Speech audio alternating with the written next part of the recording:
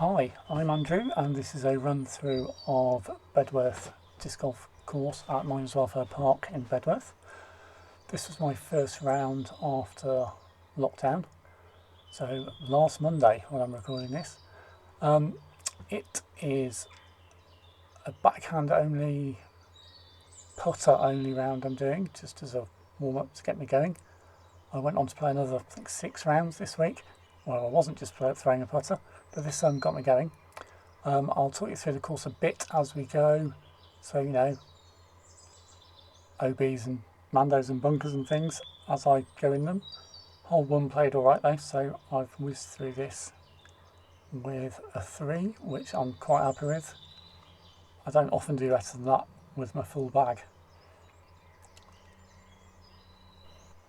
So on to hole 2. There's a few bits of OB on this hole. Off to the left, the pathway over that side is out of bounds.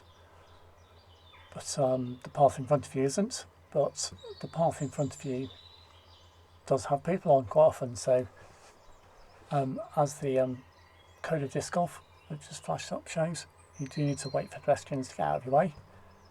In this case, the dog walker apologised to me for being in the way. She went past, but she has right of way. I was going to wait for her to go past no matter what. And onto the hole. As you can see, I go straight into that tree, which isn't ideal, but it's not out of bounds or anything, so not a problem. My next shot, however, you can see there's a bunker, so that's out of bounds as well. All of the bunkers out on the course at Bedworth are OB.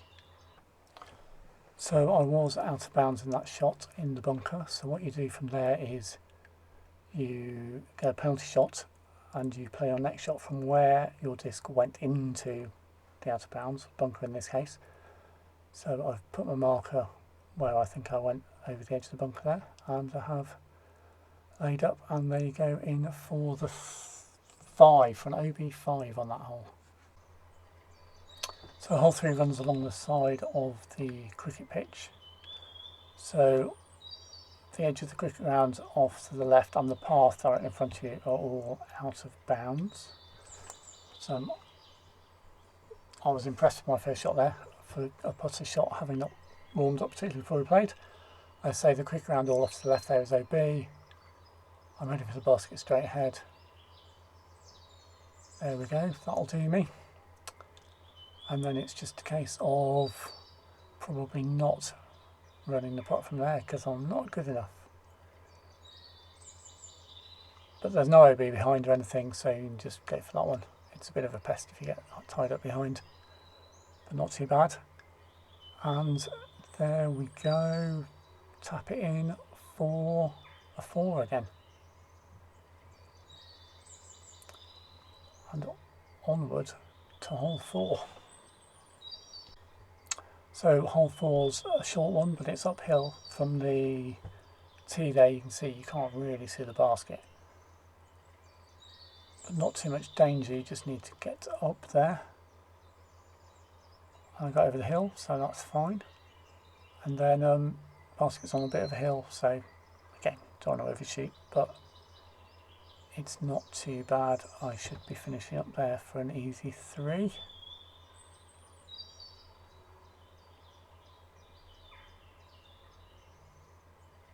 There we go.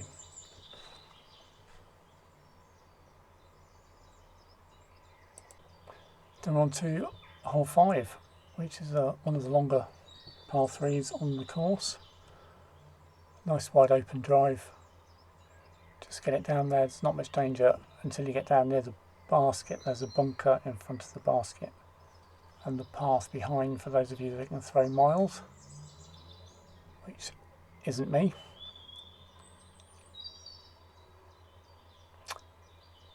So I can't remember how close that are. I was short of the bunker, that's alright then. Probably go for the 3 here, but unlikely to get it. Nope. Tap in 4 though.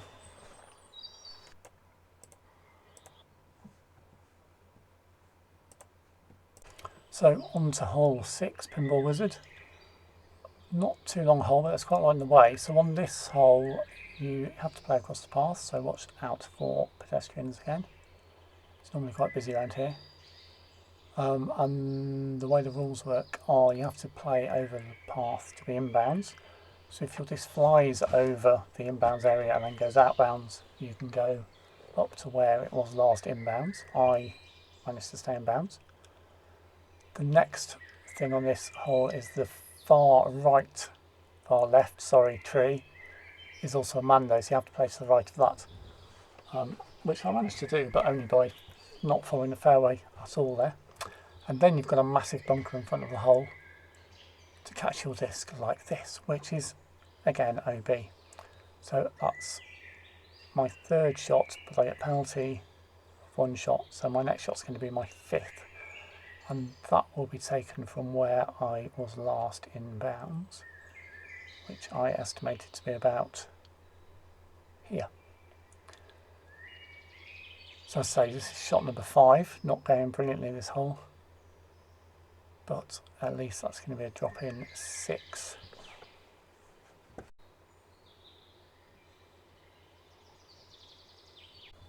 And on to hole 7, which has another bunker in again. So let's see what. Oh, there's also a mando. The first tree there on the right is a mando, so I have to play to the left of it. I have hit the tree, but I've not gone past yet, so I haven't missed the mando yet.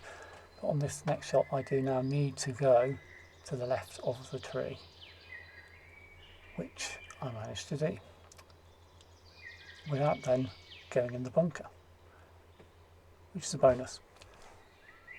So as you see, the basket is quite close to the bunker, so the trick now is to not go in the bunker like that. Oh, I'm in the bunker, so that's another penalty, and I pull back to where I went OB. So you get a metre from the OB line, which in this case, as I'm playing forwards, I just take it from the edge, but you're not allowed to stand OB. Right, that shot wasn't quite OB, so I've just dropped that in basically. And we're on to hole 8.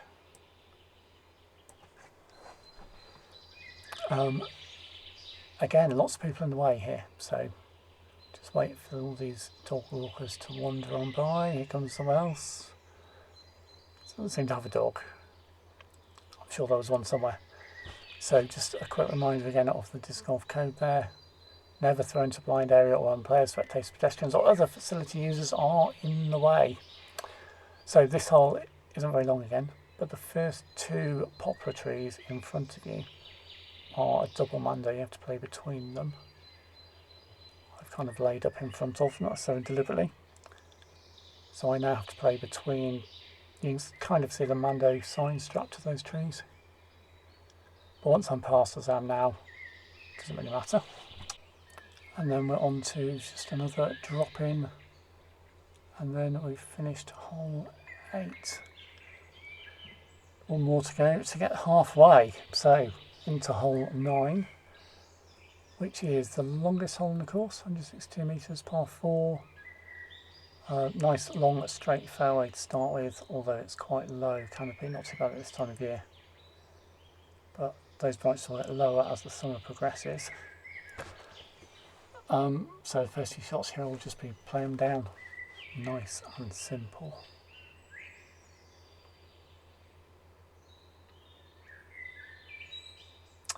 The thing to say here is I was trying out a new cart and camera, so I'm going to ignore the date stamps in the corner of all this because it's the wrong day. I hadn't set it right on the camera, and at some point I think I'll find all those dates and times change when I change the battery.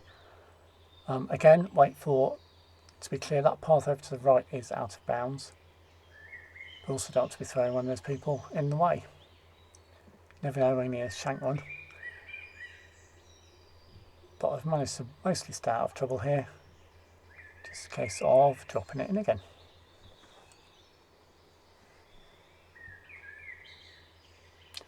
I'm not getting many circle 2 putts going on here, hardly getting outside the 3 metre stat on new disc. And that's halfway done, so we're on to hole 10, which is a nice long straight hole with a low ceiling in the middle again. The path off to the left is out of bounds, so once again make sure you clear those walkers are heading away from me, and as I'm only throwing a putter, I reckon they got far enough to be safe. So here I'm down the fairway again, and put it in, I hope. I don't remember. No, I think I'm heading for 4 here.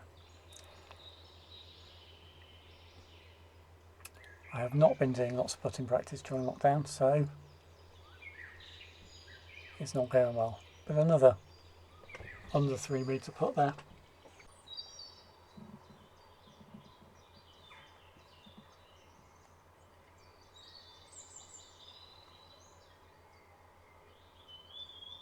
And on to hole 11, which has lots of OB. The whole path going around the side here, the left is OB. Again, more walkers, so more jogger in this case. So let people go, check the other way, check no one's coming up, and off we go. So this is quite a long hole, and you've got to get around that corner.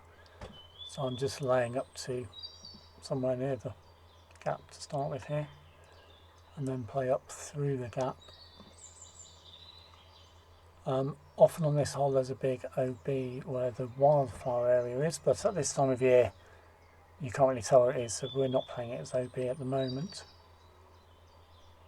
which makes this much easier.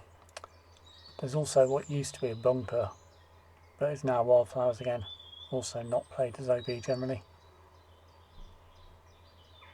So just a nice easy play down, and once again a drop in putt.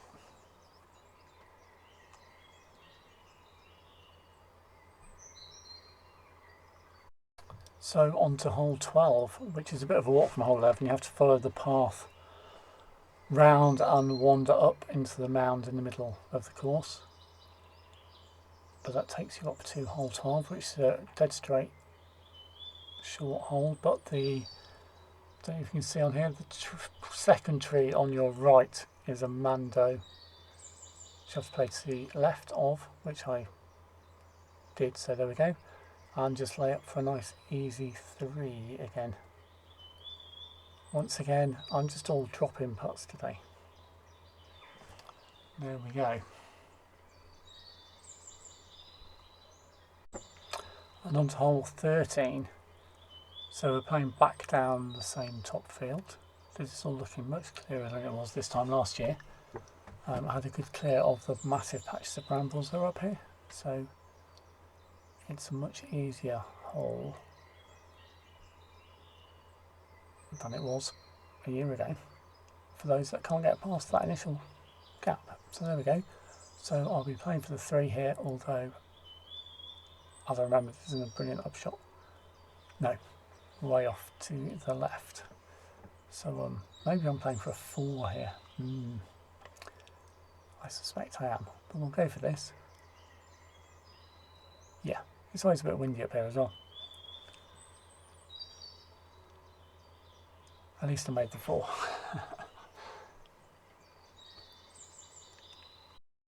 And so on to hole 14, tower drop. We're back down off the bank. Although we're playing now, I missed the drive on this hole, so that's how I got to off the drive. You're playing along, the basket's quite near the edge of a large slope, so you only overthrow it here. But it's a nice straightforward hole apart from that. So we'll go for a tap in 3 again. There we go. And then hole 15, which is playing down off the top of that hill. So can you see the basket there? I don't know, it's down in those trees straight ahead. So you can really have a good rip at it from up here. I'm not that good with the putters, so I don't get too far, but hopefully I can get up there for a 3 still, because there's nothing in my way here to get up and near the basket. That little slope does always get in the way though, so hopefully this is time for a 3. Yes, there we go. Give myself a clap for that. 16, we're playing through a double mando again here. So the 2 trees in front of you, you can see the signs on there. You have to play between those 2 trees. There we go. And then it's a straightforward head up towards the basket, which is again on a small mound. That looked very flappy. And here we go. Probably not going to get a 3 again here. No. But another tap in 4. It's my theme for this round. That and going in bunkers.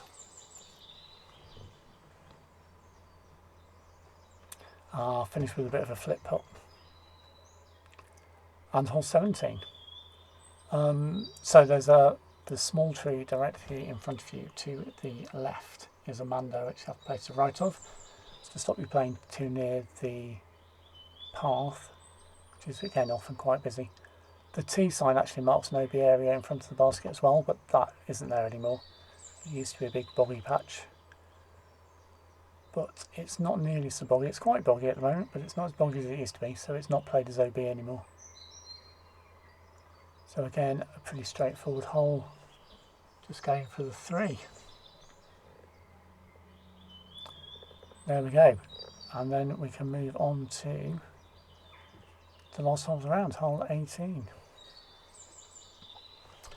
Again, path all the way down the left hand side on this hole, and double mando straight in front of you. Again, I missed the drive, but I made it through the double mando and onto the fairway. Now I'm aware that there are people on the path there, but I was playing away from them, although not as away from them as I imagined. And at least the people on the bench there are disc golfers, so they were aware I was there.